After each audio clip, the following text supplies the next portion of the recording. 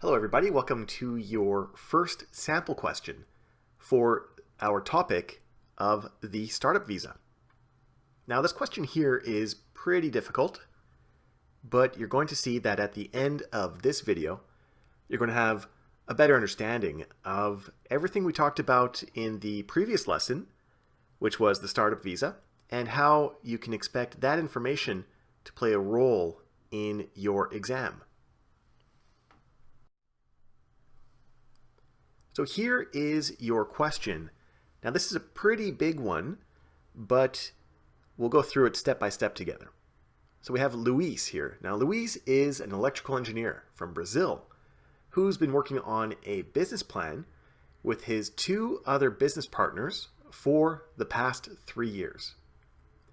They intend to launch a new power source that will allow batteries to energize themselves by transforming cold temperatures into battery power that can be used not only for cars, but also for phones, and eventually they hope to be able to power entire cities with this invention.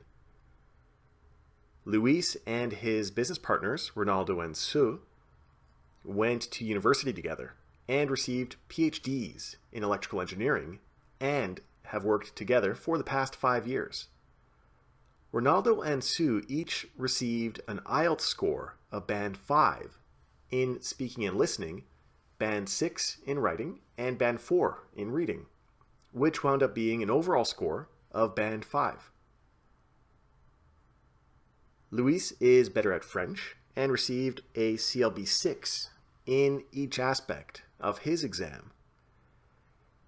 Each partner owned 1/3 of the company. However, 2 years ago, Luis bought half of Sue's shares because Sue wanted to buy a house for his family. They have recently accepted an offer from a designated angel investor who would like to invest $175,000 in their company in exchange for 50% of the voting rights. And they go to visit Mr. Zissou, an RCIC, to ask for his advice regarding immigrating under the Startup Visa program. What is Mr. Zissou likely to advise? And now we have our potential answers. So we have A, the amount of investment from the angel investor is not enough. We have B, Ronaldo and Sue do not meet the language requirements, so this would likely make all of the applicants receive negative decisions. C, one of the essential persons does not meet the minimum requirements, so all of the applicants would be rejected. And D, they have a very strong application and are likely to receive permanent resident status under this stream. So if you'd like to pause the video to read over this again and try to figure out the answer on your own, that would be strongly recommended. So you can press pause right now.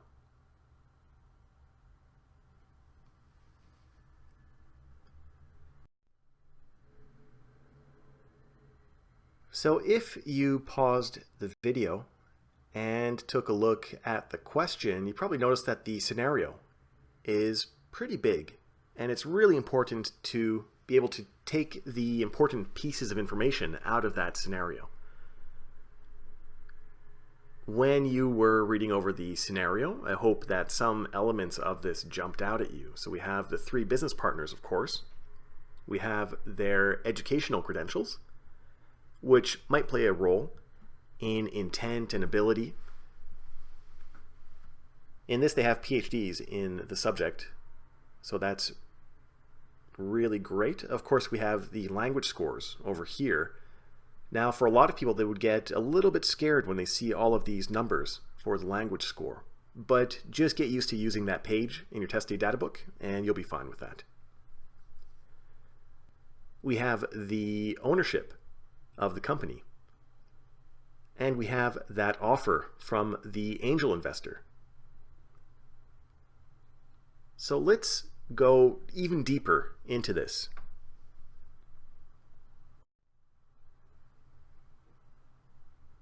Now we have these important elements of the question. So we have that language, those language requirements, the ownership, and the offer for each of these people. So we have Ronaldo, Luis, and Sue. Remember, they all have PhDs, so they're likely, and it depends on the question and of course the potential answers with regard to their ability to do this work, but there wouldn't be, when we saw the question earlier, it doesn't really play a role. We have those language requirements, and like I said, just get used to using that page in your test day data book to get the answer to this. So we have the bands in each score for IELTS, and that wound up being a CLB 5. Luis, however, took the French exam, they said, and got a CLB 6.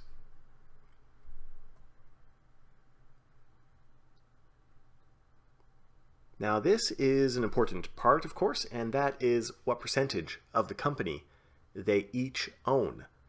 So they split the company into thirds. So they each own 1/3 of the company, but we could see in the last little sentence here, Luis bought half of Sue's shares. So that would give Luis an extra 16.66% and would reduce Sue's ownership by the same amount.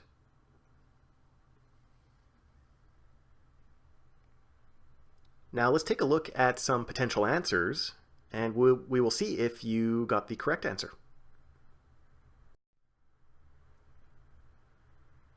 So when we go back here and we concentrate on the question and answers, of course, we can see that the question itself is, what would Mr. Zissou likely advise? What is he likely to advise? And we have all of those potential answers. So let's take a look at A first.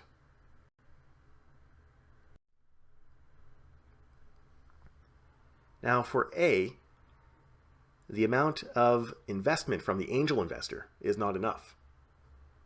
Let's take a look at what they mention in the scenario. So we have the designated angel investor who would like to invest $175,000 in their company in exchange for 50% of the voting rights.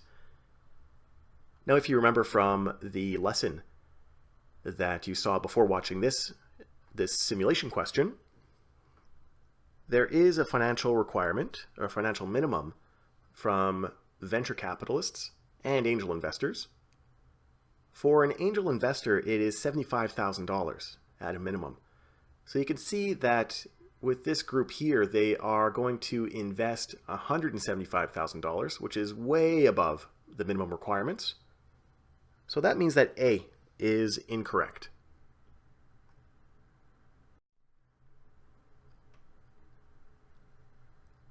Now, as we move on, we'll take a look at B.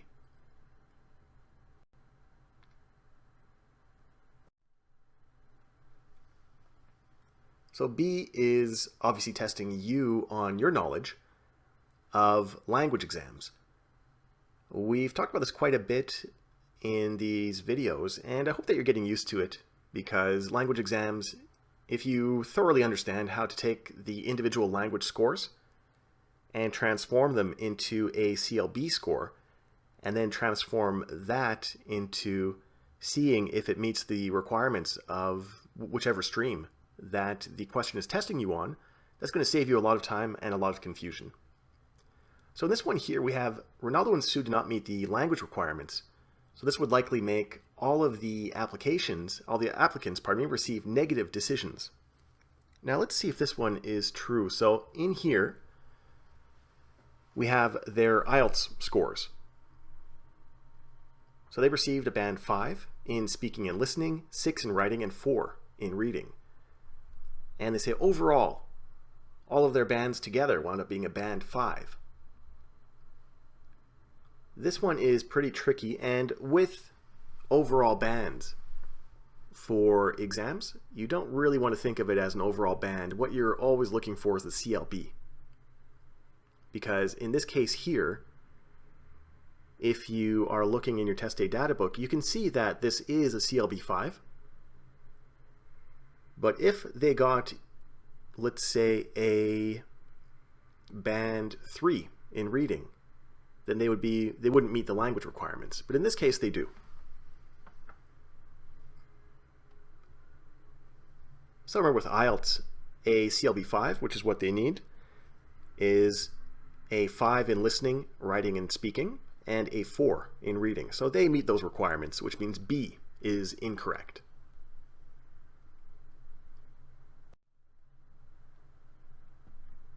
Now we are left with 2 options. So we'll take a look at them both at the same time, because if one isn't the answer, that means the other one is obviously the answer.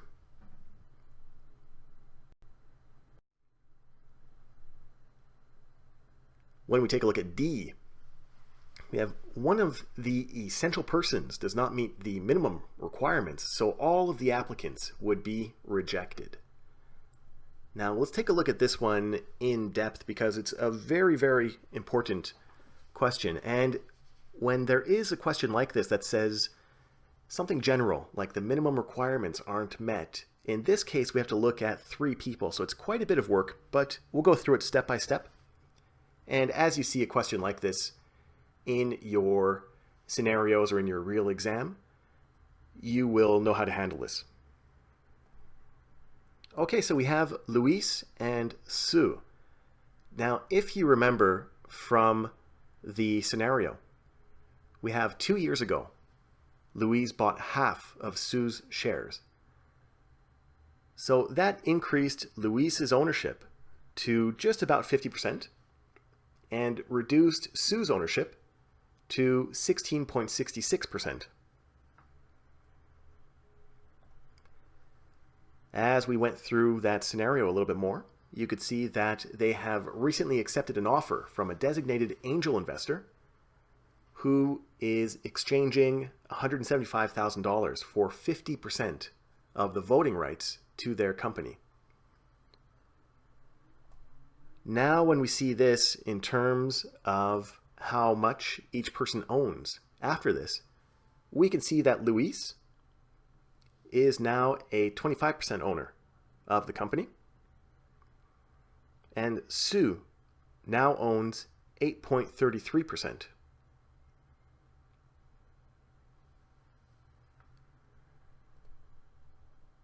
With this, if you remember from the previous lesson, the co-owners must own at least 10% of the voting rights. Remember, there's also a third business owner in here, but in his case, his ownership would have been reduced to 16.66%. So it doesn't play a role really in this answer. However, Sue is the important one here because he does not meet the requirements of owning 10% of the company anymore. And now he would be rejected because he doesn't meet those minimum requirements anymore. Remember that if one essential person is rejected, all of those people are rejected.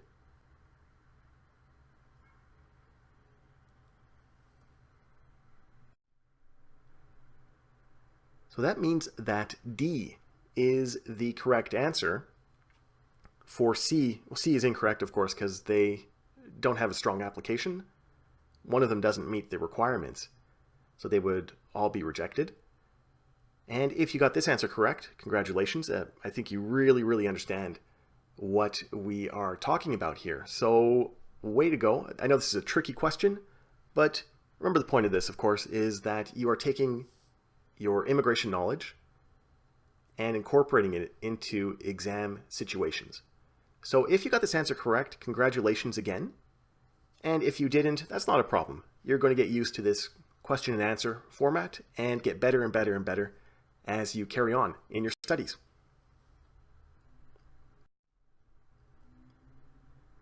As always, a big thank you for tuning in. It's been a pleasure talking with you today, especially with that tricky question. We're going to try 2 more questions right after this, so you can work your way through those 2 other ones, and good luck on the rest of your studies.